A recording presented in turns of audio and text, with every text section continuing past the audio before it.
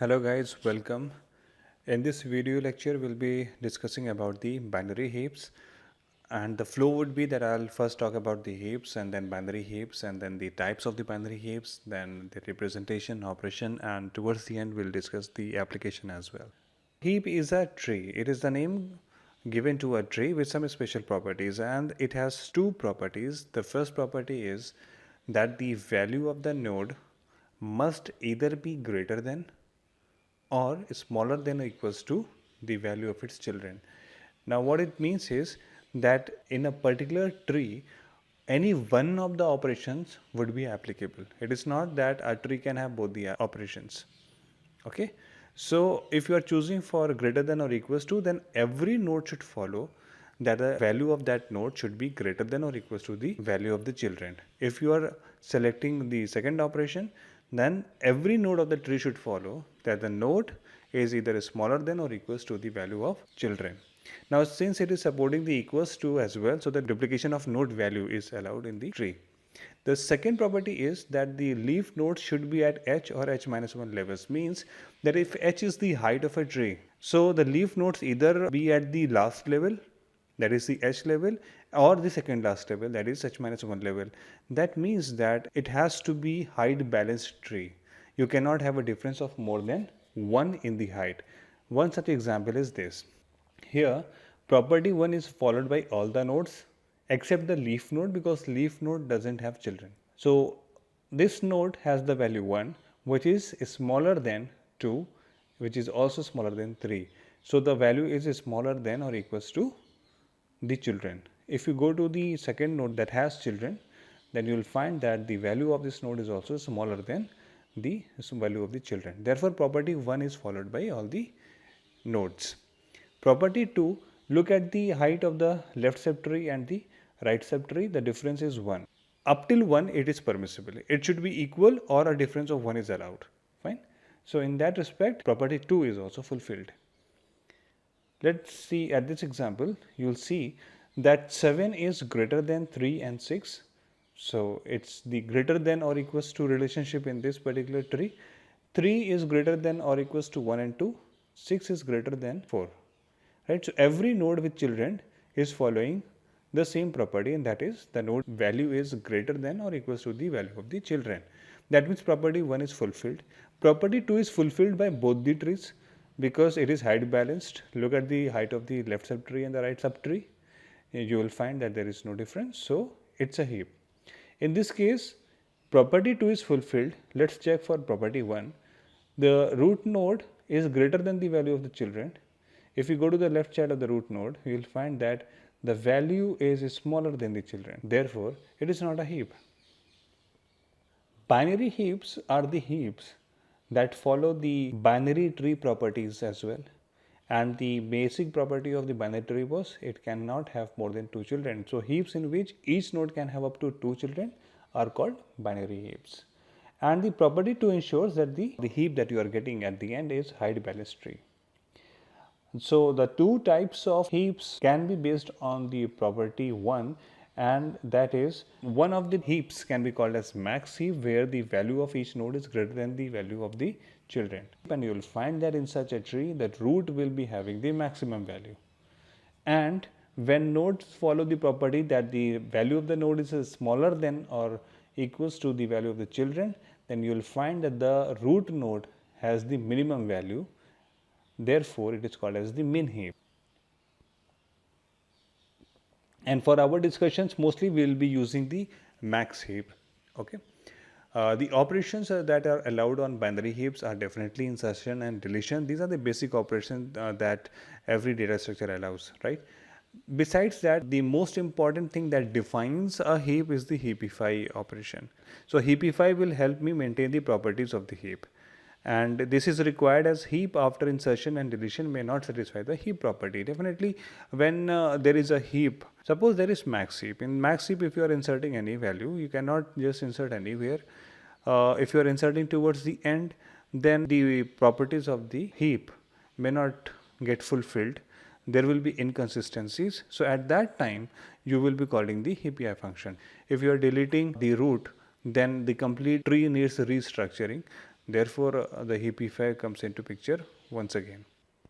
Binary heap representation. If you remember the representation that we talked in terms of a binary tree, we said that it could be implemented using the arrays.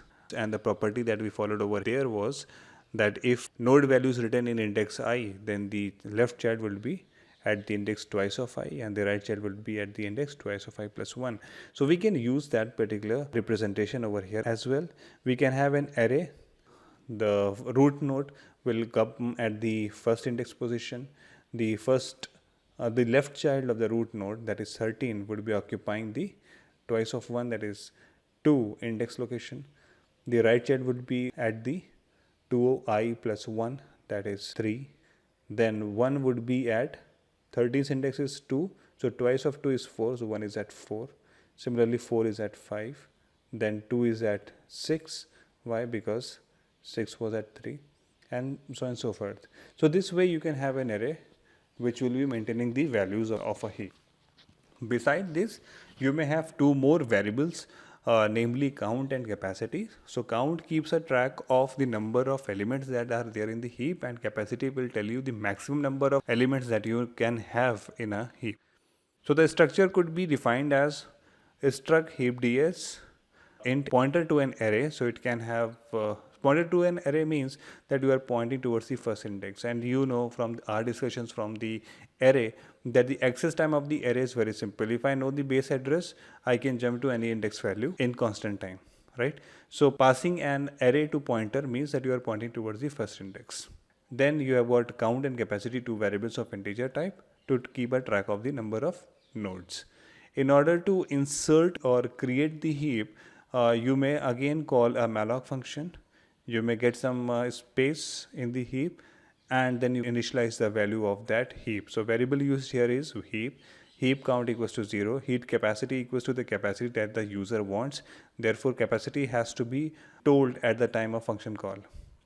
And then array also is defined using the malloc function. So malloc will be allocating certain space to the array, and how much space do you need to store is defined by that each element will be occupying int size of space. So if you are supporting 2 bytes of integer, then 2 bytes for every element.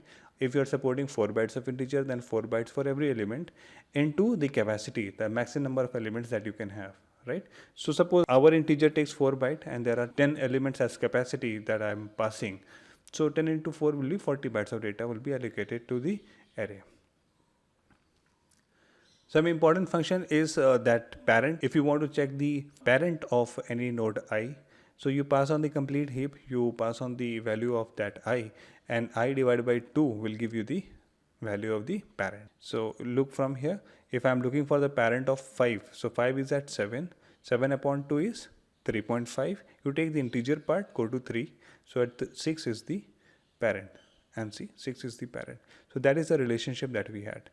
So for parent function, you can simply take the index value of the node that you want to find the parent of, and I upon 2 can be returned, and that will be the parent. Left child will be that if you want to find the left child of I, it is twice of I. The right child is twice of I plus 1, right? And the if condition that is written over here is to find if I have crossed the heap count, right? So if right value that you have calculated, if it is more than the heap count, that means you are referring to a index value where there is no element, right? Similar is the case over here. If you are calculating left and you find that the value of the left is more than the value of heap count, that means you are referring to an index value where there is no element. So you return 0 over there. And similar is the case with the parent. If the node is equals to 0, or the count of this node is more than the heap count se zyada, that means that this node does not exist. If this node does not exist, it doesn't have a parent, and therefore in such cases we are returning a value 0. Heapifying a binary heap. So heapify, as we said, is one of the major operations of the heap. So there will be two functions that we'll be discussing, and that is max heapify and build max heap.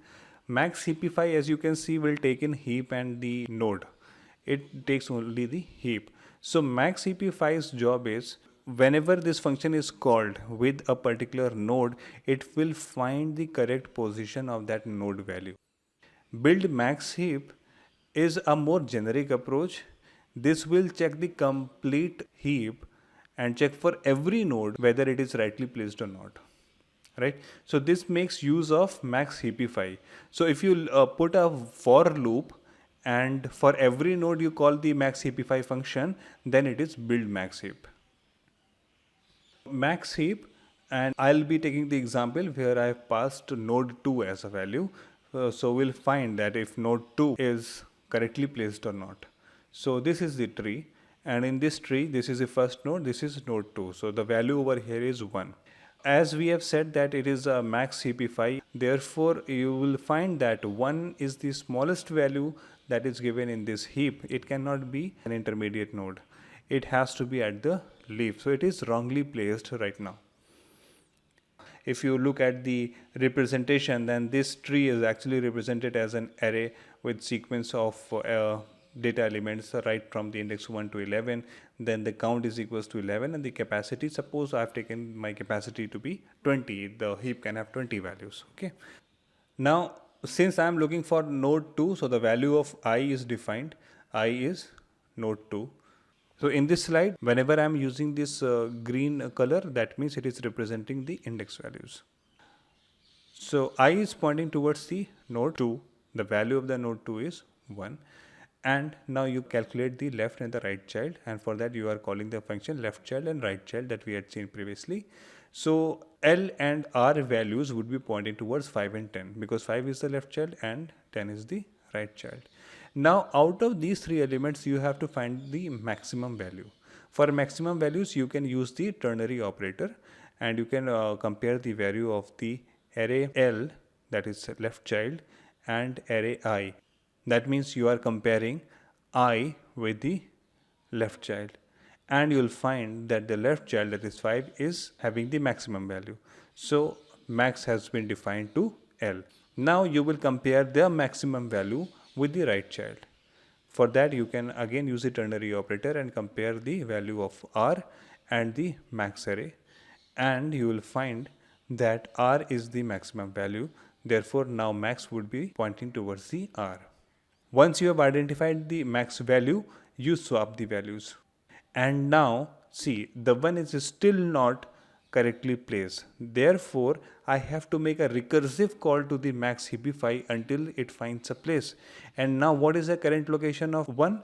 It is represented by max value. So I can call my max heapify function again with the max as the node. Now once again the control goes back over here. The new I would be now this node over here, and new L would be 8, new R would be 7. You again compare I with L, you will find that 8 is the maximum value. Then you compare it with the 7, you will find that 8 remains the maximum value. Therefore you will exchange the I and max value. So 8 comes towards the parent node and 1 becomes the child of the 8. So this way you have reached the leaf node. Now again, when you call this max heapify function with the max value, the left and right child would be calculated, and you will find that since there are no further child, so the value of I and the max that you are getting is same. So this condition would be true, and therefore you will not be swapping the values, and the program would end. Mind you that this is not the complete program that I have written over here. I have not returned the values, I have not initialized the values. It is just representing the basic idea of max heapify. Alright. Build max heap. Build max heap, if this function is called as we had said earlier, so it basically does what? It calls max heapify function for all the nodes. Now it is not important to call it for the leaf nodes over here because they do not have the children. But if I call all the nodes with the previous levels, like if I call the max heapify with 2, then it will automatically compare it with the left child and the right child. So all the nodes would be traversed if I call the max heapify function from the midpoint, that is from the previous level, right? So I can have a loop I equals to heap count. The heap count over here is 6. 6 upon 2 is 3. So 1, 2 and 3. So I can start with the third node, and this third node will have an access to the last node, that is the 7th node.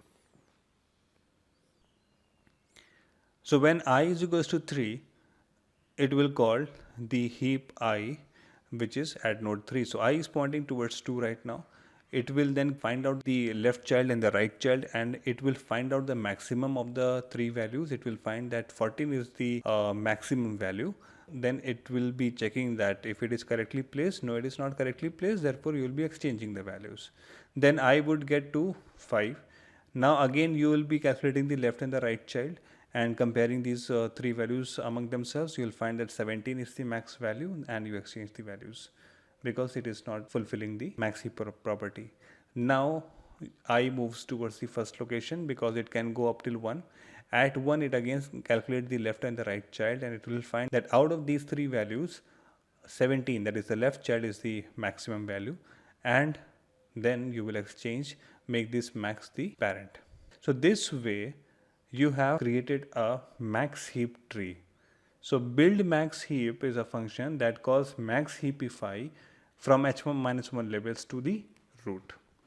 If you want to delete an element, so only root can be deleted. So heaps are designed in such a way that only you can delete the roots. You cannot have any other element deleted. Now when you are deleting the root, the major links would be destroyed, and then you will be getting two separate trees out of it. So when you are deleting this value, there has to be a mechanism, it has to be replaced by certain other values. And when you call the delete heap, so what you do is you first of all save the data that is there in the first node. Why are you saving this data? Because this data would be returned. So when you call a delete function, you basically return the data also, that okay, root node with value 31 is deleted. So you copied the data into new variable, that is data, which is the first location. Then you copy the last node data into the first location. So first location of the array will get the value of the heap count. So 19 is getting replaced over here, right? So once 19 is getting replaced over here, now you can remove this 19 from the last location. So you can reduce the heap count. So heap count becomes 11 now. It is not representing the last node, right? Now since 19 has got this place over here, we will have to call the max heapify function again for node 1 because we have changed the first node, right? So you call max heapify with the value 1, and therefore it will start its job. It will check for the left and the right child, and then it will identify that the right child has got the maximum value, and it will exchange the values from here. And now for further subtree, you will find that it is in perfect sync with the property 1, therefore no more call to max heapify is required. For inserting the element, you can only insert at the end. So if this is the tree, you can insert the element towards the end and at no other place. Now again, the insertion will cause the inconsistencies with the property. Right now the count is 11, and suppose data element 19 has to be inserted. So for that you will have to increase the value of the count, and I would be pointing towards that incremented value, and at that incremented value you will be copying the data, that is 19. Once data has been copied at this location, you will call build max heapify. So when you are calling build max heapify, it will start from the midpoint and goes towards the top by adjusting all the nodes in between. Fine.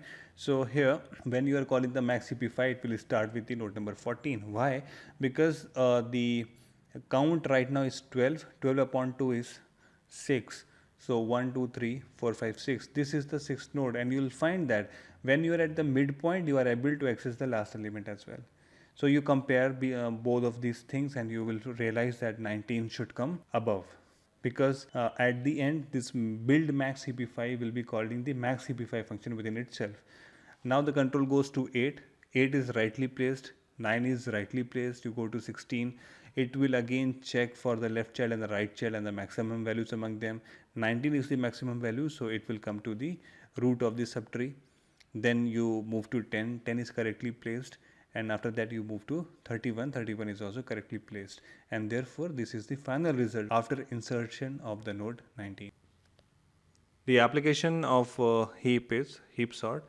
So heap could be used for sorting of the elements as well, and the program is that it starts with calling build max heap. Build max heap is just to ensure that whatever data you have fed in as heap is actually following the property of the max heap.